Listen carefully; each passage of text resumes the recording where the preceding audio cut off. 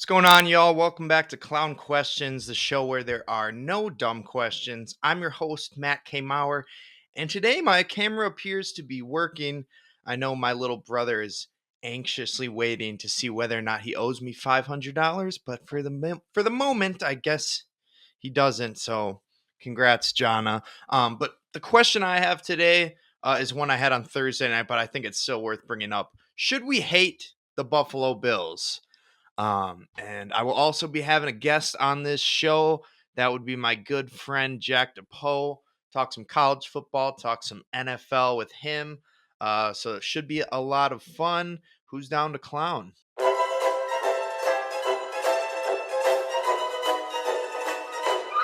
That's a clown question, bro.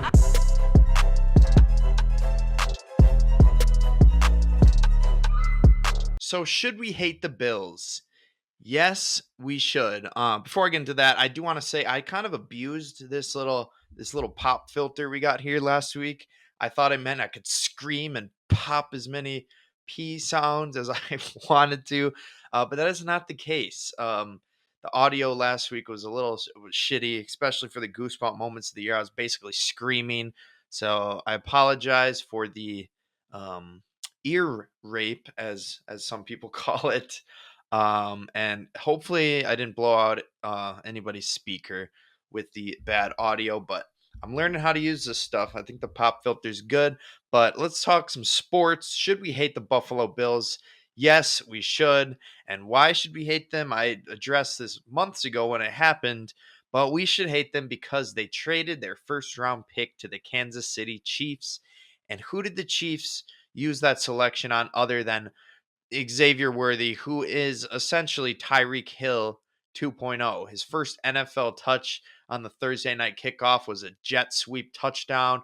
He weaved through like four players, but he was so fast. I don't even think anyone got a hand on him. He had another touchdown where he was just wide open. He only touched the ball maybe 3 or 4 times in that game, but it was enough for us as NFL fans to realize we're cooked. The Chiefs might be getting their third straight, and it's all the Bills' fault. All the Bills could have traded that pick to anyone. They traded to the Chiefs, knowing fully well the Chiefs were in the market for a wide receiver, as were the Bills, who went on to draft Keon Coleman. So even if you didn't want Worthy there, pick someone else. Don't let Worthy go to the Chiefs. But there he is. They got Worthy, obviously Kelsey, Rashee Rice, and Hollywood Brown hasn't even played back. He's coming back from injury. They have Juju as well. Not that anyone's worried about Smith Schuster. Um, but we are worried about the Chiefs. They're going to be a tough team to beat, considering their defense was their strength last year, and their offense just added a ton of weapons this offseason. I'm terrified, and the team I picked to win the Super Bowl, it's their fault if the Chiefs, break the NFL record, become the first team ever to win 3 Super Bowls. The Packers have done it. I mean, technically, it was NFL championships. We won 3 straight championships, but no one has won 3 straight Super Bowls. And the Chiefs are looking like a real threat to do that after their opening night game versus the Ravens. Let's talk some college football. First question is Notre Dame eliminated? Initially, I thought yes, because I've heard they had a fairly weak schedule this year. They did beat Texas A&M, who was a ranked opponent. So when I saw that Northern Illinois upset them, I'm like, oh, their season's over. They needed, to go undefeated because of their schedule not being very good, but they can still get in with one loss. And I would have eliminated them here, like I had already eliminated FSU after they started out 0-2, but they're not eliminated. And the main reason for that is Northern Illinois is actually ranked 25th in the AP poll right now. So Notre Dame, yeah, they have a loss, but it was to a ranked opponent. So by no means are they eliminated. There's going to be some 2-loss teams that make the playoffs. So if they, can keep it to 1 loss, they'll be in the playoffs for sure. 2 losses though could be tough because I don't think they play any more ranked teams unless maybe they play USC later, but didn't sound like they had a tough schedule this season. Someone who does have a tough schedule, evidenced by their bout. I don't know if it's even worth calling it a bout. Their embarrassing performance against number 3 Texas, who I think moved up to number 2 after this beatdown. I'll ask the question for Wolverines fans: is Michigan dead? Same thing with Notre Dame. No, not quite. They absolutely got pummeled by Texas, though. They never had a shot in that game.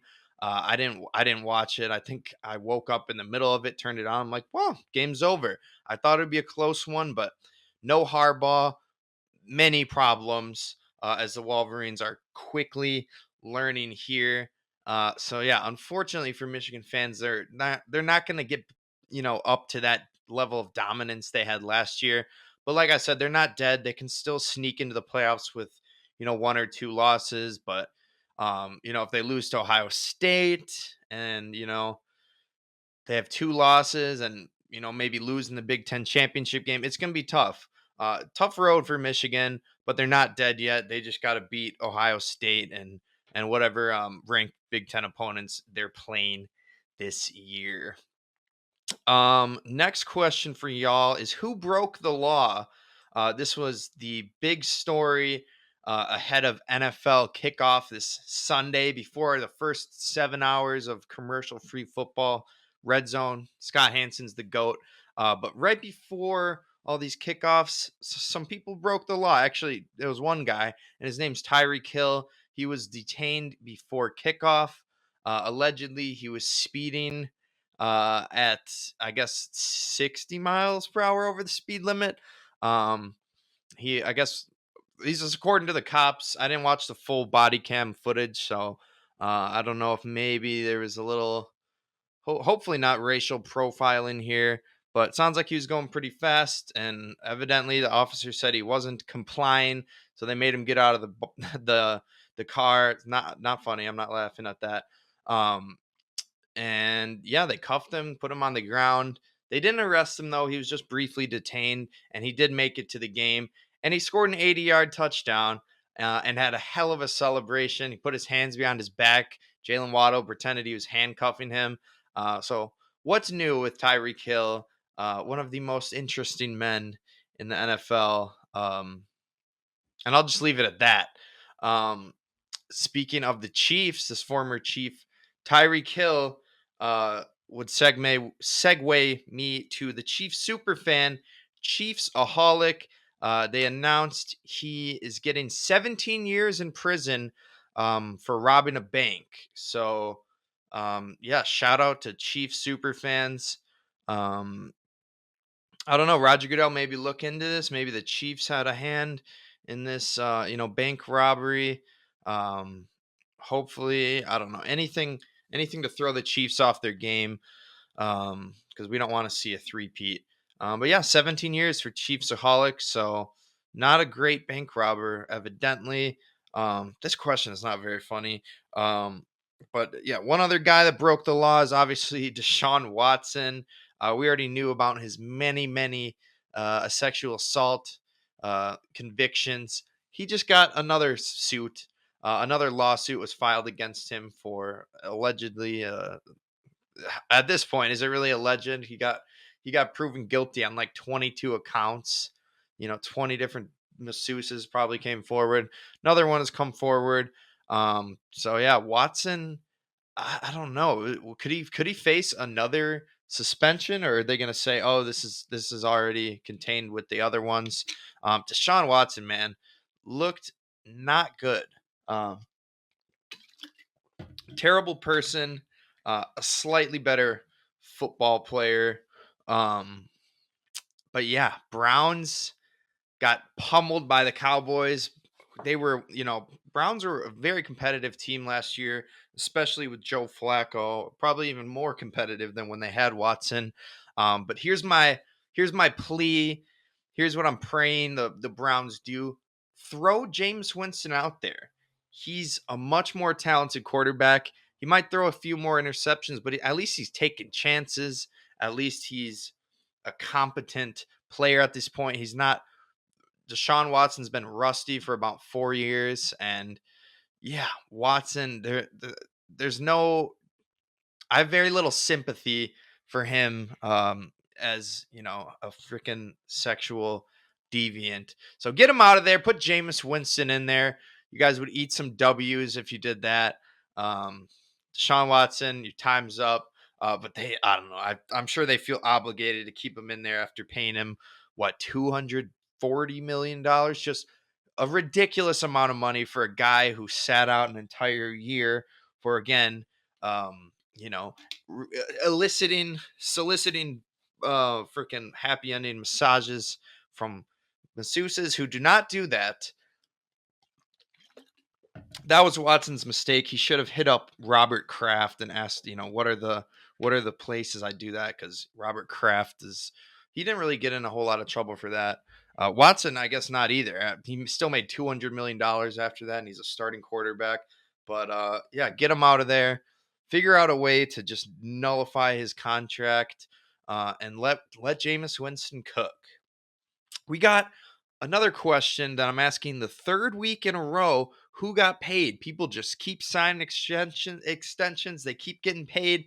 Dak Prescott, right before kickoff, signed a 4-year, $240 million deal, making him the highest paid player in NFL history. The Cowboys are already breaking records this year. And not to overreact, but I talked to my buddy Nemo, who's a Cowboys fan, about it, and he's like, "What do you think about it?" And and like, I wasn't being too facetious because I do think the Cowboys are Super Bowl contenders, but I was like, honestly, Nemo, I think they should have paid him more. I think the Cowboys are a shoe-in favorite for the Super Bowl, and anything less than a Super Bowl win would be a failure. And yeah, like I said, Dak, best quarterback in the league, pay him more money. Obviously, I'm all capping there. I could see the Cowboys winning a divisional game, but making the Super Bowl does not seem like something they're built for. It's not. Mike McCarthy doesn't have the defense and the Aaron Rodgers to get carried to the Super Bowl again. So until he gets fired, I don't see the Cowboys sniffing the Super Bowl. They'll sniff it. They'll sniff the NFC Championship game, which is one game away from the Super Bowl. So they'll smell it in the distance. But they're not gonna win it. A team that also isn't gonna win the Super Bowl is the Miami Dolphins.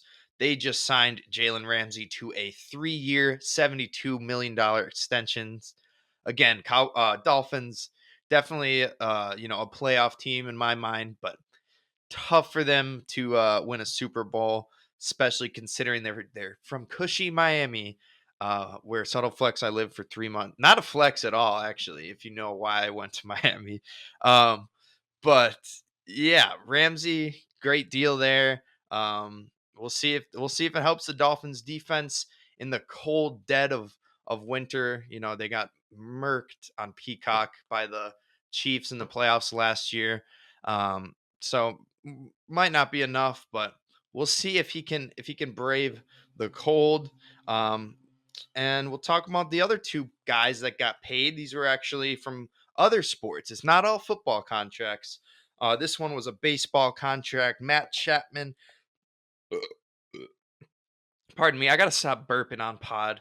Matt Chapman agrees to a 6-year, $151 million extension with the San Francisco Giants. Great signing from him. Chapman's one of the best third basemen in the league, and I'd say that because he's on my fantasy baseball team, and I've seen him once or twice on the Goosebump moments of the week. So good move for the Giants there, and a good move for the Denver Nuggets. They signed Jamal Murray to a 4-year, $208 million extension. I think they're gonna be my NBA Finals pick next year. Nuggets with the big three of Jokic, Jamal Murray, and Russell Westbrook. Now people would clown me for that. They'd say Michael Porter Jr.'s in that big three, not Westbrook. But I don't know. I like that team. They got some depth, and I don't know if they can get a little fire under Jokic's ass. They can win another one.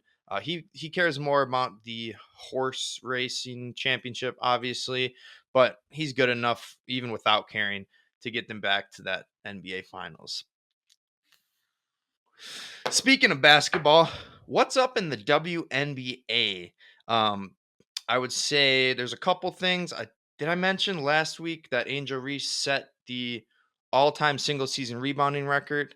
If I didn't mention it, I mentioned it there. But we had another record being set, not by Caitlin Clark or Angel Reese, who have seemed to be setting all of their records this year. But this record was actually from Asia Wilson, who many consider to be the best player in the WNBA. She sets the single season scoring record, and her team, which is the Las Vegas Aces, if I'm correct, her team, if it's the Las Vegas Aces, search Google. Wow. Sorry, I am on a slow computer. Uh, it's like impossible to Google something without it being super awkward on a podcast. I feel like, okay, yes, she plays for the Las Vegas Aces. I should have just went with my heart. Should have just been confident.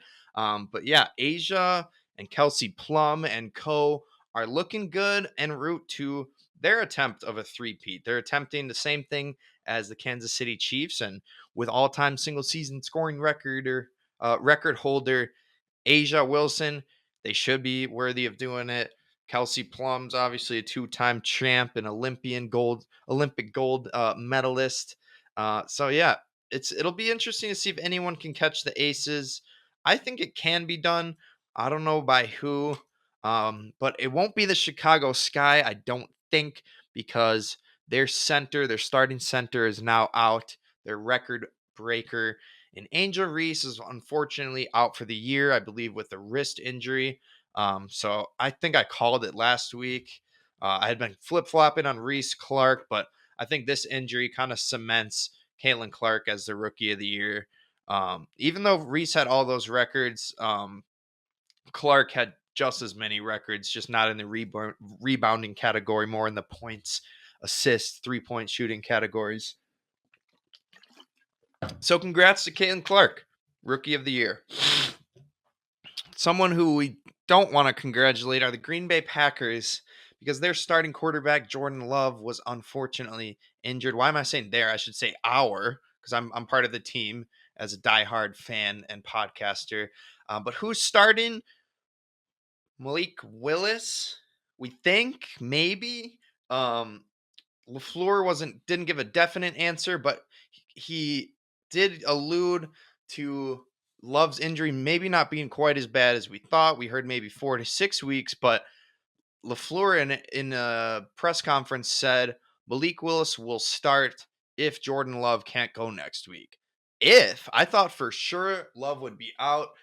They said it's a medium grade MCL sprain. Thank God it wasn't an ACL sprain, which is what all the Packers fans were fearing, which was what all us were fearing, of course. But yeah, I don't really buy it. I think Love will be sitting at least the next week, more likely 3 or 4 weeks, and we'll see how the Packers fare with Malik Willis. It's an interesting matchup this week between the Colts and the Packers. Um, I wouldn't say it'd be tough for me to say Malik Willis is as good of a passer or a runner as Anthony Richardson, but it'll be interesting to see. They got sort of similar play styles. They're both big guys who aren't afraid to take a hit. They'll run the ball whenever they want. So it'll be cool to see. I don't know how confident I am in Malik Willis as a Packer though, namely because of you can't even call it a failed Hail Mary attempt. It was the lack of a Hail Mary attempt in the Packers Eagles game. The fact that we didn't even get a throw off was concerning. We threw there's 5 seconds left. We threw a 5-yard screen to Romeo Dobbs to get him from the 50 to the 45. I guess Malik wasn't sure he could throw that far. But yeah, he got sacked on the final play. Didn't even get a shot off to the end zone, so we don't even know whether or not he could throw that far. I'm hoping he can. Malik Willis has a story to tell, and we'll see how that story plays out over these next few weeks. And obviously hoping for a speedy recovery for my quarterback, Jordan Love. Who else is starting? We have Justin Fields. So Russell Wilson was hurt this past Sunday. It was funny, he was still in pads, but he was the emergency quarterback. So unless both, two quarterbacks had gotten hurt, Wilson would not have gotten in the game. Fields looked okay. I mean, he looked pretty similar to how he looks on the Bears. But Steelers did not score a touchdown. They kicked 6 field goals. 18 points was all they got. But interestingly enough, the Steelers have already named Justin Fields a starter for next week. So I don't know if that's, hedging. Wilson might be injured enough where they want to hold him out another week. But perhaps Fields stole the job. I was, kind of banging on the table like Brian Kelly for a little bit, saying Fields should be the starter over Wilson this year. But obviously they went with Wilson, and now Fields could be in the driver's seat. If he has a spectacular game, he could take that job from Wilson and never look back. But based on week one, I would definitely expect to see Russell Wilson starting a game or two at some point, maybe 6 or 7, who knows. And last starter is Kendrick Lamar. He is performing in the Super Bowl halftime show. This is hilarious to me because Drake, if I'm correct, is a big sports fan, big football fan. So like, what is he gonna do for the Super Bowl? Like, he can't go to a party. There's no chance he can go to a party. Everyone wants to watch that halftime show. That'll be torturous for him. I was thinking, could he throw a party?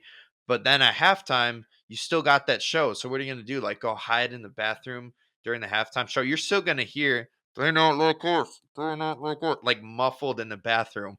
So I think I think Drake just might have to leave the country or just like altogether not watch the Super Bowl because I'm sure he'll be getting PTSD from that whole beef that he got smushed in. Um, but yeah, let's get to our segments and our interview with Jack DePeaux. Our first segment is, of course, first year interruption. Today's first year interruption is going to be with 49ers running back Jordan Mason, who looked great replacing Christian McCaffrey. But he said some things after the game that really pissed me off and pissed off anyone who has Christian McCaffrey on their fantasy football team. So I know no one cares about your fantasy football team, but Jordan Mason doesn't either. So here's Jordan. When did you find out that you were going to be starting? When did I find out? Maybe Friday night, something like that. I was always prepared. I mean, we went through training camp. I was RB1 at training camp, so, just been preparing from there and just. When did you find out you didn't start That question right there is why I'm at. That's why I don't like really talking to media, because you say one thing wrong, and then, just skip that question. Didn't have much of an explanation for your answer there, Jordan. So Christian McCaffrey, minutes before the game, or maybe an hour, was a surprise inactive. That pissed me off. I lost a fantasy football match by 0.46 points. Half a point I lost by because Jordan. And it's not Jordan's fault. I'm not blaming Jordan. This is just the evidence, the smoking gun. He said they told him on Friday that he was starting. Now, of course, they interviewed Kyle Shanahan and asked him about this, the 49ers head coach, and he denied it, which, of course, he's going to deny it. He's not going to tell the media he was withholding injury information. He doesn't want the 49ers to get fined, but he absolutely should be fined. But, maybe I'm overreacting. I did play McCaffrey in a league where I was up 8 points, which is a shoo-in for a McCaffrey win. They ended up having to start Kyle Juszczyk. So I got the dub there. Suck it, Josh and Jana. You already know what it is. But, wow, this is kind of a long podcast. But, yeah, like I said, Jordan Mason didn't do anything wrong. He told the truth. But the 49ers, fine him. I'm pissed. And fantasy football owners are up in arms about this. So Goodell, do the right thing. Fine the 49ers. And yeah, that's all I got to say about that. Just a little fantasy football rant about Jordan Mason. Let's get to our interview with a good friend of mine, Jack DePeaux. Talk some college football, talk some NFL. Yeah, thanks again, Jack, for coming on the show.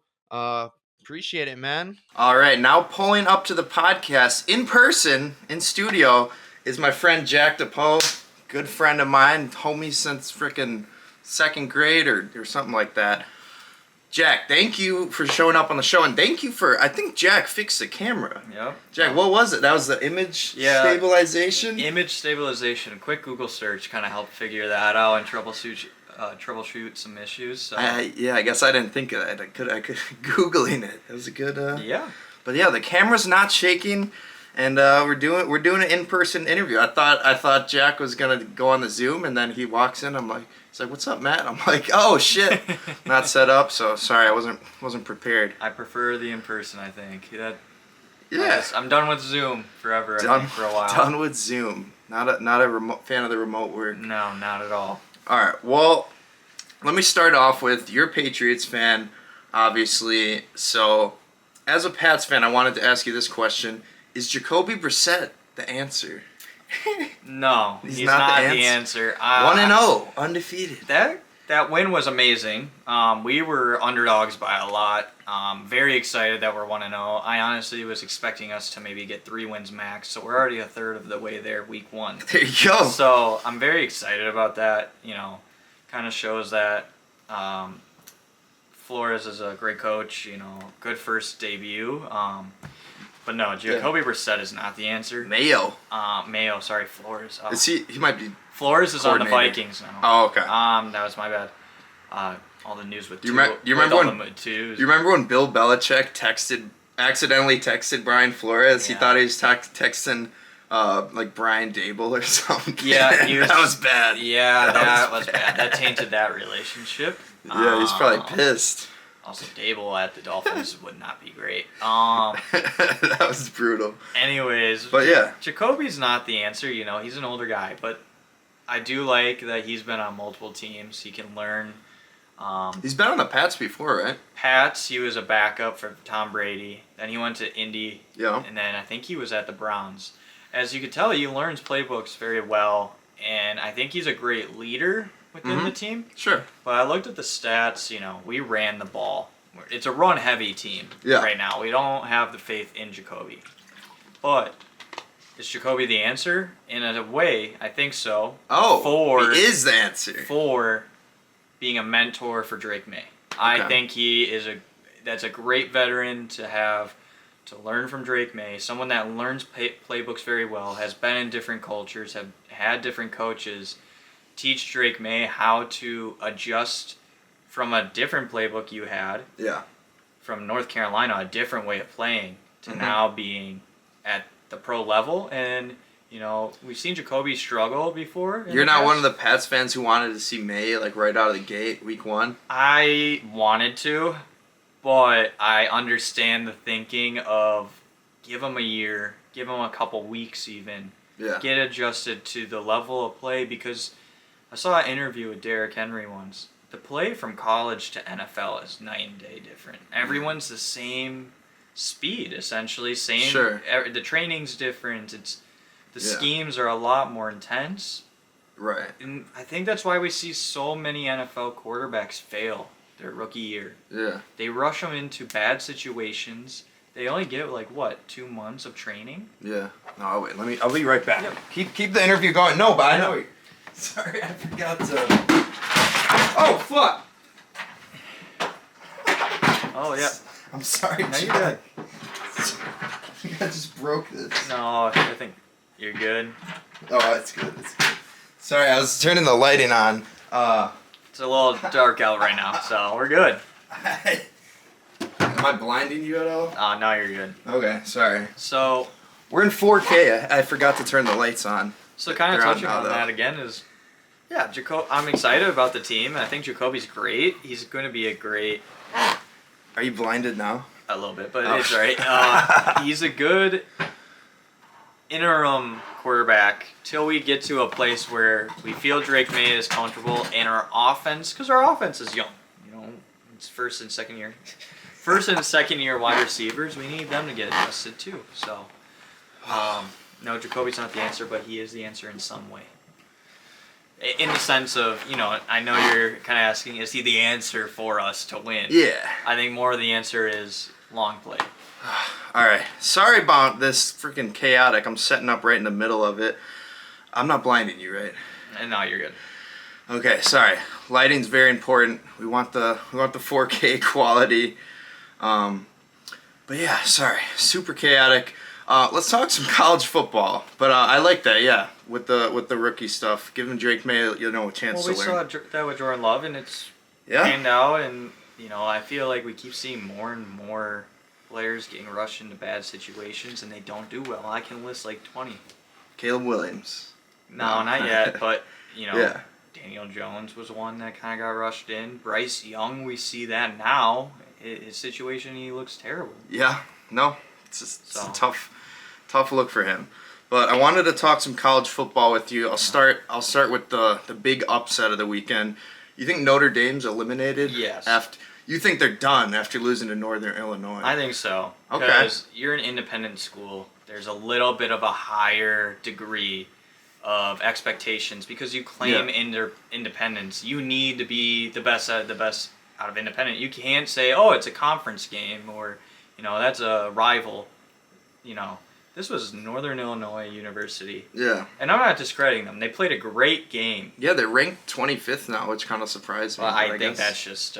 You think that's just a 1 week thing? I think it's a one-week That's thing. kind of like how Georgia Tech and Boston College, they ranked them after beating FSU. It's like, well, it's not like they're that good of a team if they lost to you. Well, right? yeah. And then the other thing is Notre Dame has some tough games. I know they play USC at the last game of the season. Yeah. They play Louisville, who's ranked number 19 right now. I don't know how long that'll last for. They Yeah. play Florida State, which is going to be the worst game of the year. That'll be ugly. But they also play Georgia Tech. Sure. And that will be interesting to see Georgia Tech play Notre Dame. Yeah. Now, if Notre Dame loses, They're done. I think if they But you lose, think they're done already? I think they're 'Cause done already. They don't have the strength of schedule. They don't have the strength of schedule. They play an ACC team of Florida State, awful. They're not great. They're 0-2 this year. Yeah. They lost to two teams that should not have won. Mm-hmm.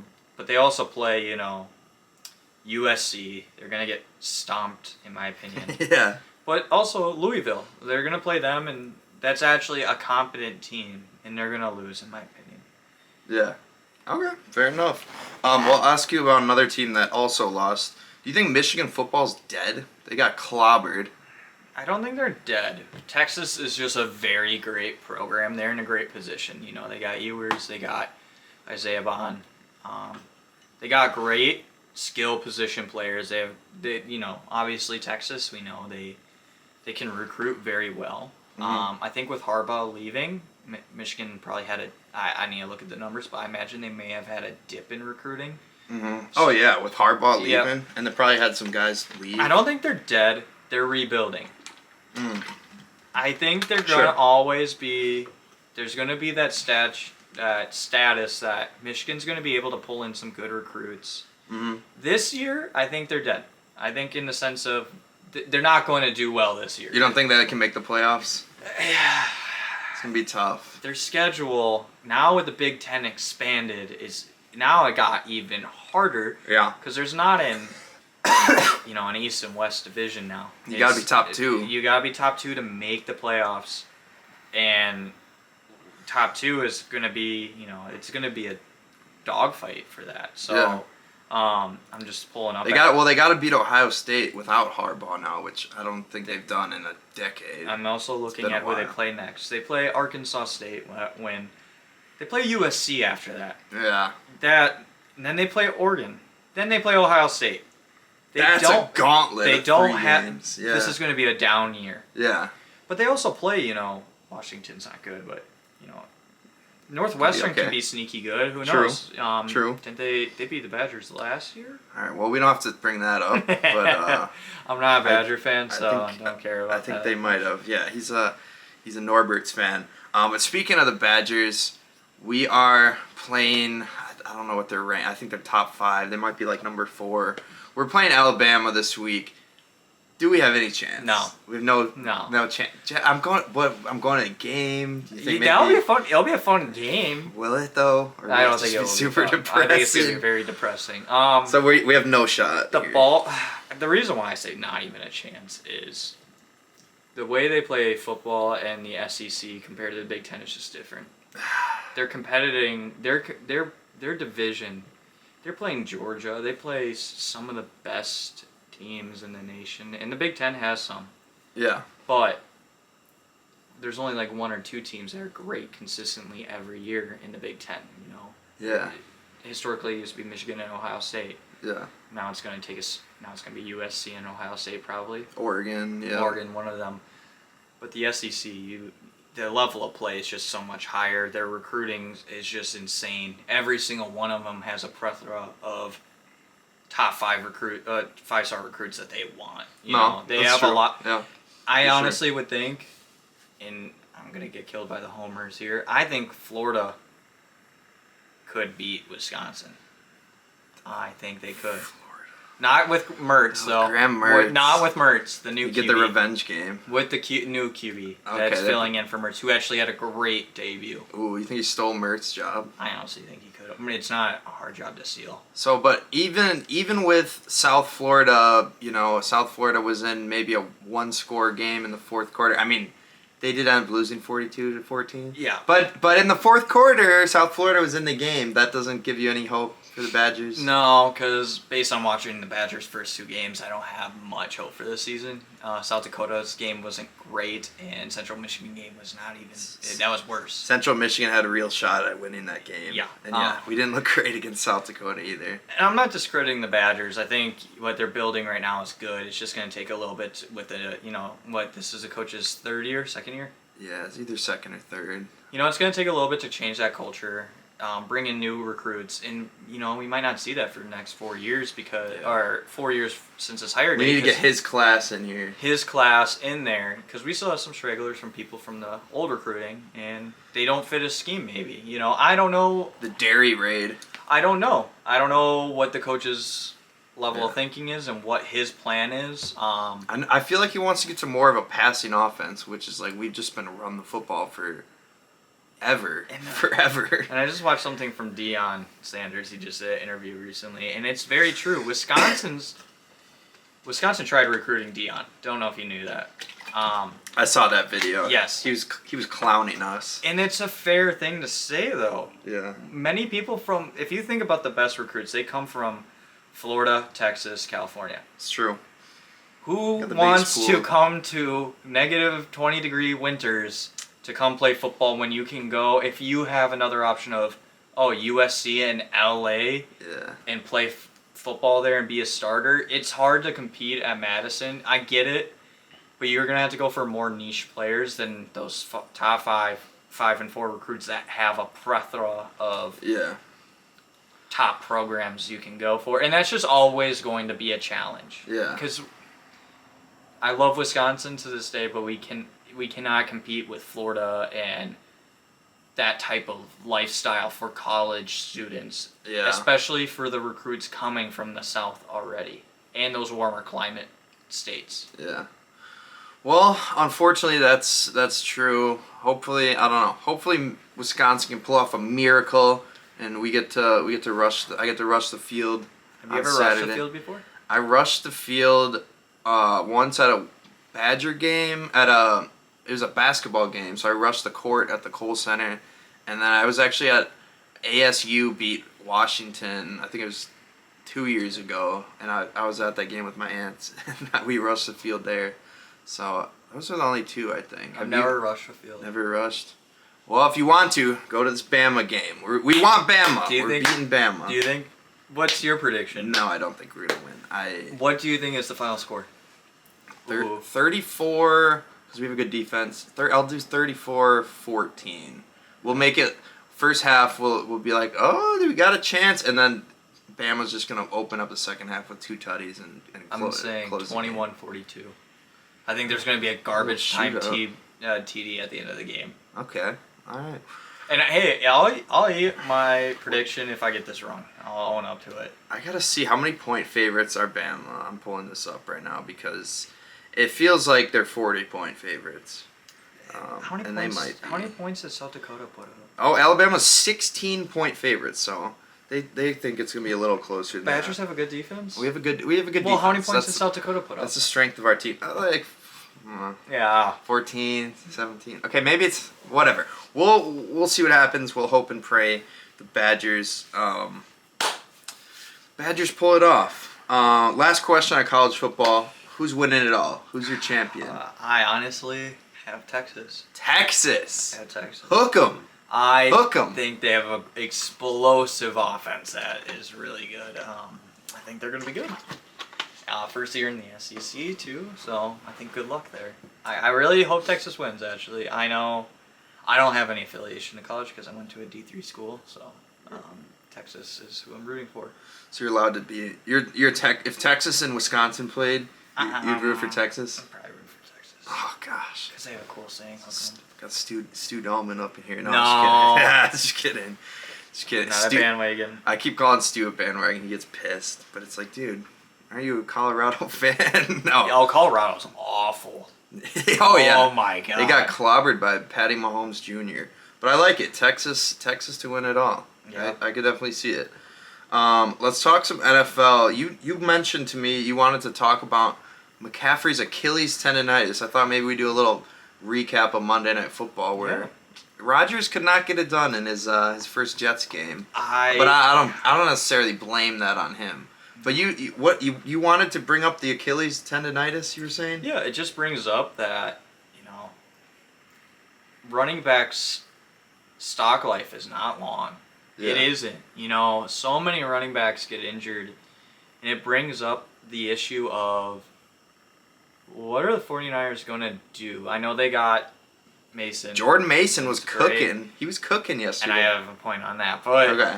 I do think, that offense obviously benefits so much from McCaffrey because they can open up that offense. Then you have Debo, Right. then you have George Kittle, then you also have, Brandon Ayuk. You have everything. Juszczyk. You have Juszczyk, who is actually, he's a great fullback. Yeah, he did a big catch yesterday. Just the tendonitis, it's going to be interesting to see what happens with that because I looked it up. It's recommended you do not run for 6 months. Okay, well they're not gonna hold him out that long, right? But what happens if it keeps snagging him? He's not going to. I thought it was like a calf. It's his Achilles. Ooh, that's tough. Damn, and I got Achilles, him in 2 leagues. That's not good. that's slow healing. Yeah. It's a tendon. It doesn't Yeah. heal like a broken bone. It's going to take a lot of rehab. That's why I think it's interesting. Yeah. What are they going to do, and how long is this actually going to be out for? I know it's tendonitis, but I don't know what that defines. So Sure. Yeah. Thought I'd touch on that. We'll see. We'll see if Jordan Mason gets another crack at it this week. And then they got the backup. Their third string is Isaac Guerrero, the Badger legend. Oh, is he a Badger? I don't know. Yeah, well, he transferred to Louisville, so I guess maybe he's more of a Cardinal. But anything else on the Monday night game? I don't know. It just looked to me like the Rodgers was obviously rusty, but I feel like the Jets O-line and D-line both got dominated. So Rodgers wasn't really given that much of a chance. I feel like it's Rodgers' first game, back, so it's going to take some knock off that rust. We've seen that with QBs. But the one thing I will say is not a good look for Saleh. not a good look. He has everything he needs. He has a great defense, a great offense on paper.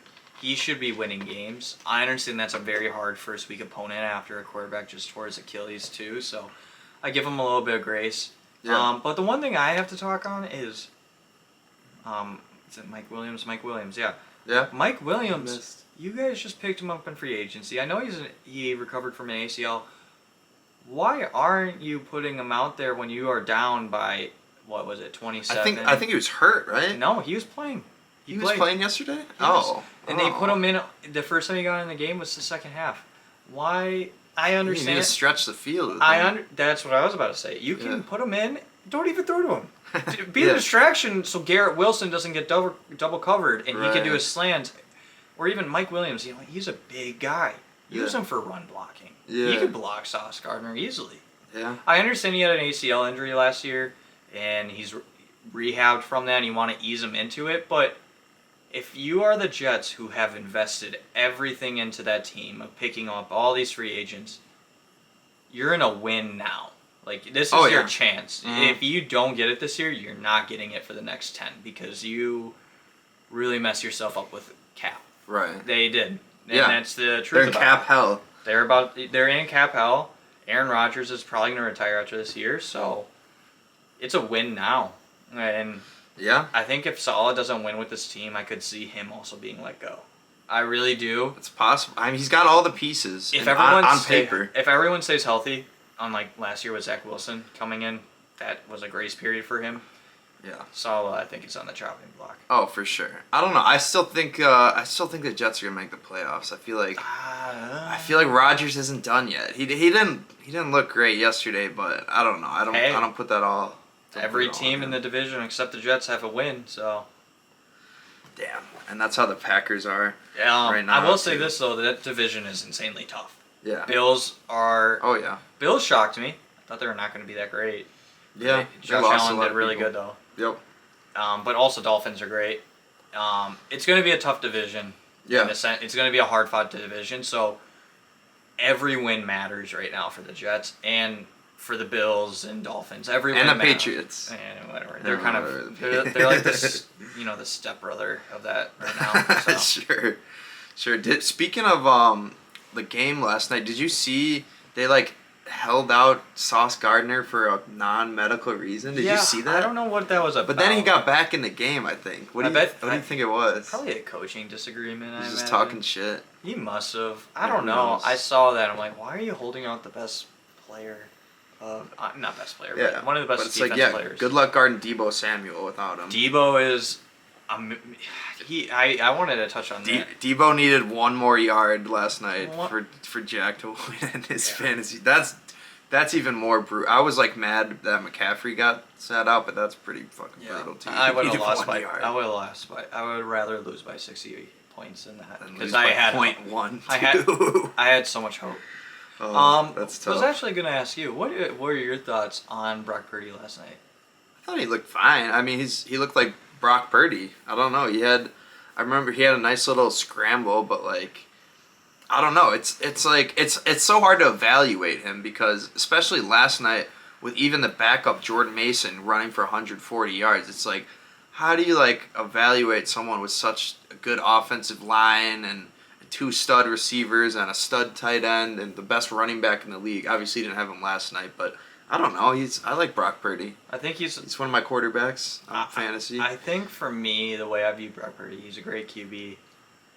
But I also believe that if you put him in any other QB, not any other, but a good amount of QBs in that position, they would succeed as well. Yeah. I also would say that with running back for the 49ers. This may be a hot take, but they have a great offensive line. They have one of the best left tackles. Trent Williams. I think many running backs, obviously not really slow, but ones mediocre, above average to higher would excel in that position. Yeah. Aaron Jones would cook. Yeah, and that's what I'm not discrediting but... Jordan Mason or McCaffrey or any of those people. I'm saying is they're just such a complete. They're such a complete team. Any running back that you could find that can at least kind of break one tackle would do well in that offense. Yeah, for sure. So when I saw Jordan Mason come in and do well, I was like, I'm not really shocked. I kind of expected it. And I'm really pissed because I dropped him on waiver wires. I thought he would do decent, but I did not expect. I didn't expect 140 that. yards and whatever. Did he have 2 touchdowns? 8 yards a carry. I don't know if he had 2. He definitely had 1. But yeah, 49ers, they're looking like contenders again for sure. So obviously week 1 is a time where people love to overreact. So I'm going to overreact here with my question here. Do you think the Browns should bench Deshaun Watson? Yes. I'm biased here because I'm a huge Jameis Winston fan, but you agree? I think give Jameis a chance. I think needs a chance. I don't think you bench Deshaun just yet. Give him 4 weeks. Give him 4. And then that's when you're like, oh, all right, time for J-Bo to come in and just... Because I'd rather have, Deshaun... Did you watch that game? Parts of it, yeah. I was on Red Zone. He could not move the ball. At least with Jameis Winston, he's going to launch a ball deep, probably 80 yards. He might throw 2 picks, but he'll also throw 2 50-yard tutties. Would you rather, with the Browns defense, have a QB that can't even move it up 10 yards? Yeah. Or would you rather have Jameis and Winston, who you have a 50-50 chance to throw a pick or goal 55 yards? Yeah. But you can rely on that defense to help you. Yeah. If you put them far enough, say you throw a pick 50 yards, it's all the way at the 20. They're 20. It's an arm punt. It's an arm punt. Yeah. I think give them 4 weeks. I don't want to overreact just yet. Maybe But we stop having to giving the excuse to Deshaun. Oh, it's the rust on him. You know, he sat out a year. How long can he be rusty? That was also your own decision to sit out that 1 year. But then he got suspended. So So that's 2 years of sitting out. The first year was his fault. So. I don't think the Texans wanted to play him, but it didn't sound like he was itching to play either. No, he wasn't. He was holding out. He was the one that started kind of the holdouts. Oh yeah, I forgot about that. So, not a great guy. Not a great quarterback. He looked awful. He is a better person than he is quarterback. I heard them saying that on Part of My Take. That's so crazy to say because he's a bad person. As bad as he is at football. Based on the game, I rank him at number 31 out of 32 quarterbacks. Number 32 is Bryce Young. Oof. He did awful. Tough. Yeah. Actually, 30. Bo Nix is also down there. Daniel Jones. 29. We can talk all day about who are the worst quarterbacks. Yeah. But for you, which rookie quarterback do you think is going to have the best career? Oh, you're kind of biased. I was thinking about it. Go Homer here. I could go Homer, but I haven't seen him play in a real game, so I'm not going to choose him. He was cooking in preseason. Yeah, but it's preseason. Joe Milton. Yeah, it's preseason. Joe Milton. He should be your starter. I want to say based on week one, Yeah. Jaden Daniels. He did really well. He threw 17 for 24. Yeah. He had 180 yards passing, which isn't amazing, but 2 rushing TDs. Problem is longevity. That is the issue. Career. I'm worried. I'm seeing healthy. I'm seeing like shades of RG3, Yeah, which is obviously a good thing and a bad thing. So I mean, maybe it's just because he's on the Commanders, but like I don't know. He has a pretty similar play style. I feel like. In all honesty, was not very fascinated with any of the QB's play. Caleb Williams threw 91 yards, 0 touchdowns. Yeah, he struggled. Bo Nix really struggled. Jaden Daniels was the only one that really did well. Yeah, his team wasn't in the game, but yeah, he played well. Yeah. That's based on what I saw, him with the best career. You know, obviously there's a lot. I love overreacting to week one. I'm telling you. I love Jaden Daniels. I'm telling you now, Caleb Williams is not going to be the best out of that draft class. Yeah, I'm not feeling so good about my Caleb Williams Rookie of the Year pick right now. No, I wouldn't. But let's keep pushing forward. I gotta ask you a Packers question, as I'm obviously a Packers fan, and I would say the Packers actually had the most notable injury of Week 1. Yeah. Jordan Love sprains his MCL. He's out. We don't really know how long. We're hoping it's not 6 weeks. Could be 3 weeks. We really don't know. So I'm assuming we're gonna have Malik Willis start at least one game. How do you think the Packers are gonna do with Malik Willis under center? Who do they play next? Colts? The Colts. Not going to do well next game. Colts actually stuck in with the Texans. Yeah, they lost by like 2 points. And Texans have a great defense, and they also have a great offense, and they did well. Anthony Richardson only completed 9 passes, but he looked amazing. Is that serious? Only 9? Only 9 passes, but 2 of them were like 50-yard touchdowns. He had a rushing one when touchdown. He was falling back and chucked it. Oh, yeah. Great throw. Insane. I wish, off his back foot. Wish the Patriots drafted him. You don't think we can beat the Colts, so. I don't. Okay, with Malik Willis. Malik Willis is like Walmart Anthony Richardson. I honestly, can I say something? So don't even remember Malik Willis on the Titans, like how he even played. Did he even play? Because Tannehill was there. He played a few games. They didn't give him much of a shot. He didn't get. He definitely hasn't played more than like 6 games. I think they're gonna struggle the first game with Malik Willis, and what they're gonna do is go sign Tannehill or a veteran off the waiver. Oh dear. Well, what else do you have? What else? I don't know. You can trade. All you can really hope for as a Packers fan is that he goes maybe 500, or maybe Jordan Love's injury isn't as bad. Who do we play after that? You guys play Colts? I have the schedule memorized. I should. I should too. I should have it memorized here. I got it pulled up right here. Okay, so they play the Colts. Oh, you got it. They play Colts. Titans. Okay. Malik Willis revenge game versus the Titans. Here's how I predict if Jordan Love's out for the next 6 weeks. Colts loss. Titans win. Vikings win. Sorry, you're doing this. Cardinals loss. Rams is next. That's probably another loss. Oh well, sorry. Rams loss. Yeah, automatically. Cardinals loss. Oh, and then the Texans. Texans lost. I'm going to the Texans game, so I hope Jordan Love's back. Hopefully Love is back by that one. That should be a good one. But If he comes back, if I get there and I match it up perfectly with his return game, that'd be beautiful. yeah, I'm not How about you? You think they're going to do good? super confident in Malik Willis, but he has a story to tell. He hasn't gotten a whole lot of run in the NFL, so. What is he? Is he a running QB? I don't even know what he is. He's a little more on the rushing side, I would say. I mean, College. it didn't even look like we were in Hail Mary range on Friday, and that was bad. it didn't look like we were ready to throw it, considering we threw a screen pass with 5 seconds left. Well, I think that's So- because they knew his arm couldn't reach He there. didn't maybe have the arm for it, which Where is did he go to unfortunate, college? but Liberty. Oh, Jesus. Liberty. Okay. Let's move on here, Jack.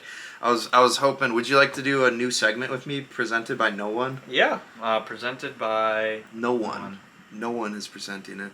Hopefully one day someone will present Okay, it. yeah. But so this new segment is called "Who You Got." So give me a pick for all of these things. Just kind of maybe a little rapid fire here. Okay. Just got a bunch of picks I want out of you. Okay, rookie of the year. Who you got?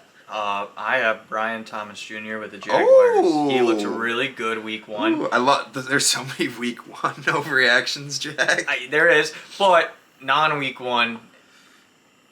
You would have picked him anyways. I know, no, non-week one. I have him. This is my real answer based on just skill. Marvin Harrison Jr. Okay. I think He was wide open on that tutty. I would have won my fantasy throwing game. it to him. I would have won it if Yeah. Tyler could see over the old lineman. Yeah, I got Marvin in the league or two as well. Yeah, he put up a 1.4. It was great. Tough. 1.4. He lost me $150 too on a parlay. So you say before week one, Marvin Harrison Jr. After week one, Brian Thomas No, Jr. it's still Marvin Harrison, but You still got overreaction. Overreaction pick. The Thomas Jr. Brian looked nice. He did look good. BTJ. But in all actuality, Marvin Harrison Jr. Okay, fair enough. All right, Super Bowl champs. Who you got? So AFC, I will have Texans, Okay. and then NFC, I'm going to have 49ers. And who wins? Texans. Woo! CJ Stroud getting a ring in his second year. I think he will. I think they'll do it. I don't hate it. Joe Mixon looked great. Okay. All right. Yeah. No, he did. He did. I was hating on Mixon. I was too. But he looked damn good in that offense. That offense looked really good. Yeah, definitely. All right, comeback player of the year. Who you got? Can DeMar win it, or No, is that he yeah. could have only won it last year? Only last year. He can't like come back from being not good. J.K. Dobbins. Ooh. I thought you were going Rodgers there. I could have went the easy pick, but J.K. I think could. JK, another person who cooked in week one. Yeah, I'm overreacting. I love all the week. Well, I one wanted picks, to do Jack. Kirk Cousins, but He didn't have a good week one. No, I So you couldn't. can't I pick couldn't him. say it in me to say. If Kirk had had a good week. The one, reason why I you say would- J.K. is because if he can stay healthy. stay healthy, but also if the Chargers do better than they were expected to do, because they were not expected to do well, I think that would help his case. Yeah. Harbaugh looks like he's got them ready though. Yeah, Joe Alt. I don't know if you watched him against Max Yeah. Crosby. He did great. He's like the number 5 pick overall, right? Yeah, he was great. Okay, yeah. Notre Dame's own Joe Alt. All right, last who you got here? Who you don't have an answer to this one. Who you got? Walter Payton Man of the Year. Um, I don't know why that's funny, but Uh-huh. I wanted to know your pick for Walter Payton Man of the Year. I feel like it's a random position every Not year. that It's like an old lineman or. Well, there's like D-line. one nominee from each team, I think. Yeah, I'm Each trying to team, think of the nominates. I'm I'm trying to think of who does good in the community. Deshaun Watson. I literally was about to say that. Deshaun Watson. I'm gonna Walter say, Payton Man of the Year. and it's not gonna hit, but T.J. Watt. Okay. Because I know J.J. I think won it 1 year. That could hit. Absolutely. Could see T.J. doing something for the. He's got the dough to help the community out. I think so. All right, I like it. All right, last two questions for you here. Thanks again for pulling up. I'm hoping Thanks for having me. the makeshift chaotic setup works out for us. But we got Thursday night football. Bills at Dolphins. Dolphins are favored by 2.5. This is not a who you got. This is not part of the segment, but Who you got? Who's winning this one? Dolphins. Dolphins? Yeah, this is a You think, divisional you rivalry. think they cover too? Yeah, I think they cover. Okay. Bills defense is just really beat up. And Oh, that's true. They did get smashed they did. by the Cardinals. Well, they offense. let up a lot of points against the Cardinals, and that's not promising against the Dolphins that has. And they should have let up another touchdown. Hey, Marvin I will Harrison Jr. We'll say the one thing wide that open. the thing that's promising for the Bills is Achane and Mostert are listed on the injury report as of right now. Right. But I think their rookie's name is Jalen Wright, and he is fast. And I picked him up in fantasy just in case. You think he'll get the start over Jeff Wilson Jr.? Yes. Okay. Well, If you're picking a 4th round pick, you usually will put them in at least a little bit if someone gets injured. right. You think Dolphins can win this game even without their top 2 running backs? Well, I don't think. I think one of them is going to be in, and I bet you it's Achane. Mostert being older, I think he might be out, but I think they'll do well. I think the Bills just cannot, because they don't have Tre'Davious White. I don't even know who their cornerbacks are. Hoyer's gone. Poyer's gone. Who's going to cover? DeMar Hamlin started last week. Yeah, he's going to get absolutely cooked by Tyreek. No. Yeah, Tyreek. He might. Yeah. He might. Well, I don't want to spoil it, but I give my Thursday Night Football pick at the end here. Okay. I picked the Bills. Why? Oh shit! Spoiler alert. Why? Because DeMar Hamlin's gonna Okay. go off. No, he's gonna a go safety. off. Yeah, he's gonna pick 6. He's going to up go from off, Tyree. and his heart's going to. Oh no, his pacemaker's gonna go off. We're going to hell. Oh jeez, don't say that. We're going to heaven, Jack. Hopefully, yeah. I don't know if there's any DeMar Hamlin fans watching, but sorry. Apologies if there is. Okay, last question for you here, Jack. Again, thanks for pulling up. What is your all-time favorite Goosebump moment? So I'm trying to, start Goosebump sports. So I kind of think, one of the biggest part of sports for me is those moments that give you goosebumps, those unforgettable, whether it's a game winner or the, record breaker.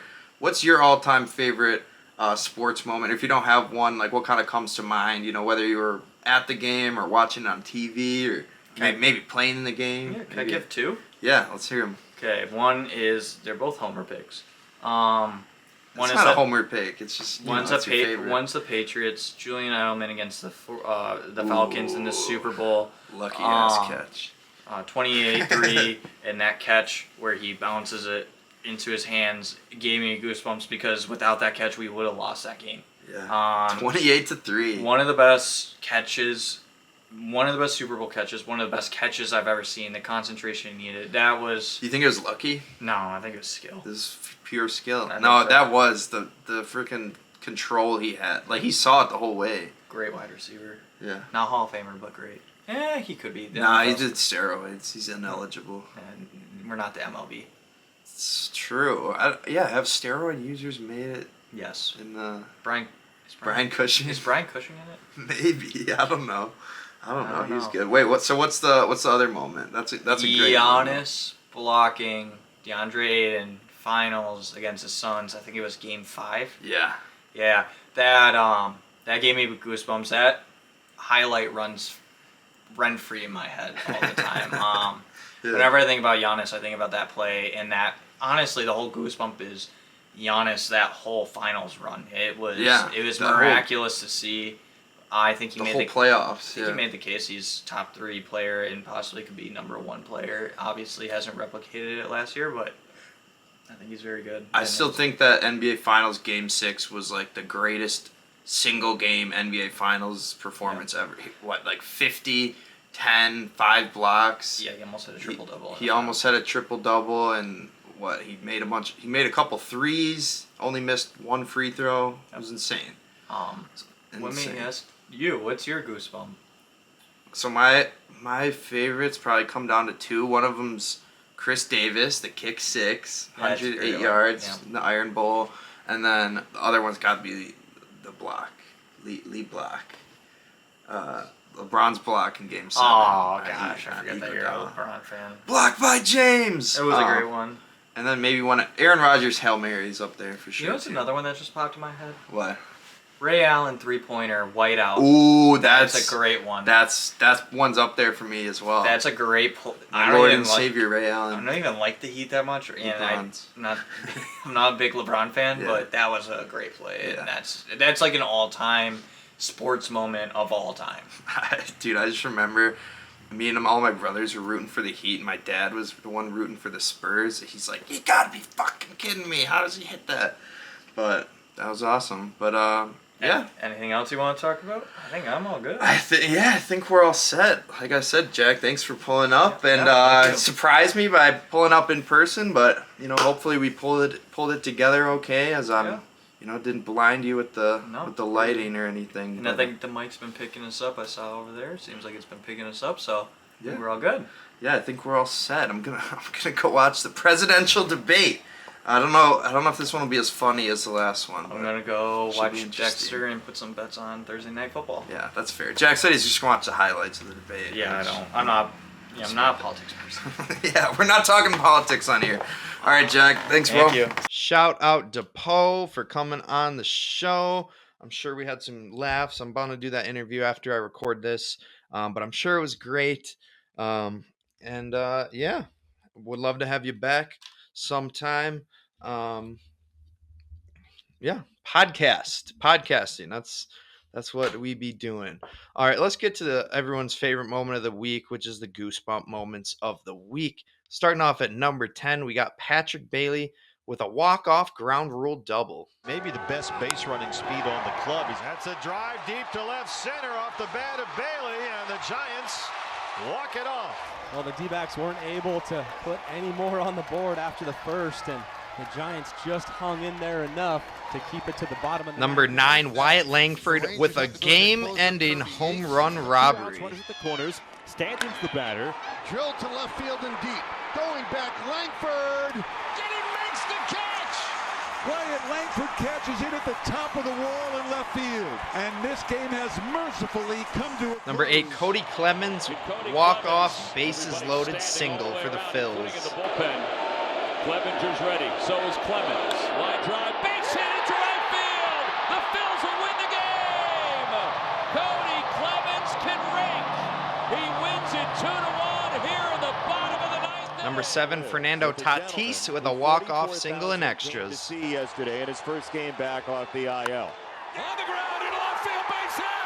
Oh, Fernando's back, and he's back big. Padres walk it off. Nando gets Number 6, Sean Murphy walks it off in the 11th Finish for the pop Braves. off. Here we go.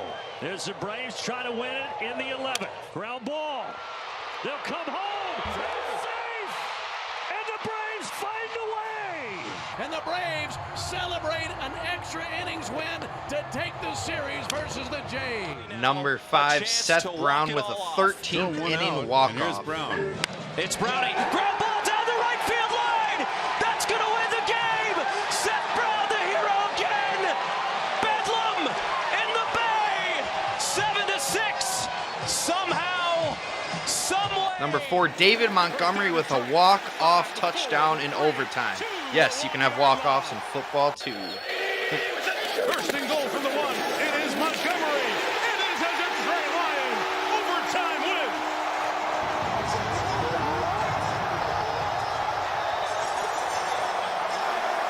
Number 3, the Chicago Cubs with a combined no-hitter. It's going to be a chance at a no-hitter. Not bad.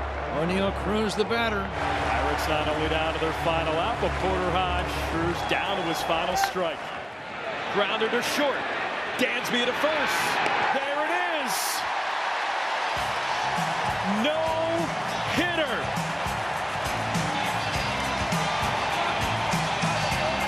Shota Imanaga. Nate Pearson. Porter Hodge. A combined no-no. Number 2, Northern Illinois makes a field goal and then blocks a field goal to upset Notre Dame. Wow. The Huskies the lead.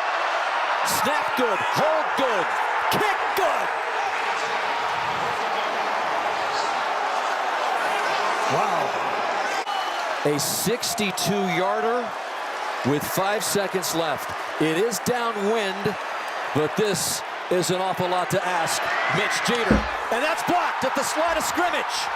And the Huskies are celebrating the biggest upset in their school's history. Number one moment of the week, Mark Vientos with a walk-off homer for the Mets' 8th straight win. And he smacks it to deep left. That's out of here. And the Mets win the ball game. Mark Vientos with his second two-run homer of the night. And the Mets win their 8th in a row. Second walk-off home run this season for Mark Vientos. The first one came in a cameo. This one comes as a leading man. And the Mets win it 6-4. Pretty good moments this week. Yeah, not enough football though. I had 2 football moments in there. There was a couple like game-winning field goals I attempted to put in there, but I'm like, it's September baseball. You got to put the walk-offs above the field goals. Aside from Northern Illinois with that big upset, and I mean the block. I don't know if that's really a goosebump moment of the week because like who's gonna make a 63-yard field goal in college? But they blocked it. I mean, it was a good way to win. Their coach is crying in the post-game interview. But yeah, good win for NIU. Notre Dame not dead yet, not quite dead. They're almost dead, but they could go undefeated, make the playoffs. But let's finish out the show with our TNF pick. Of course, that's Thursday night football pick. The Miami Dolphins are currently favored 2.5 points over the Bills. The game is in Miami, humid Miami, where the wide receivers love to speed. The wide receivers got a lot of speed. Tyreek Hill, namely, of course. So yeah, the Bills. I am still pissed at the Bills for gifting Xavier Worthy to the Chiefs, but they are my Super Bowl champion pick. So give me the Bills plus 2.5. You got, Raheem Mostert's banged up. Devon A-Chain's injured. We don't know if those guys will go or not. They're questionable. So, I'm recording this on Tuesday, so I don't really have enough information to know. But either way, they're a little banged up, so their running game might not be quite as good. Damar Hamlin, though, he's about to go off. He's gonna lock up Tyreek Hill. No pun intended. No pun intended, Tyreek. Don't hurt me, please. But obviously, I'm picking the Bills for 2 reasons. Josh Allen. And, like Chris Berman, a.k.a. Boomer, would say, no one circles the wagons like the Buffalo Bills.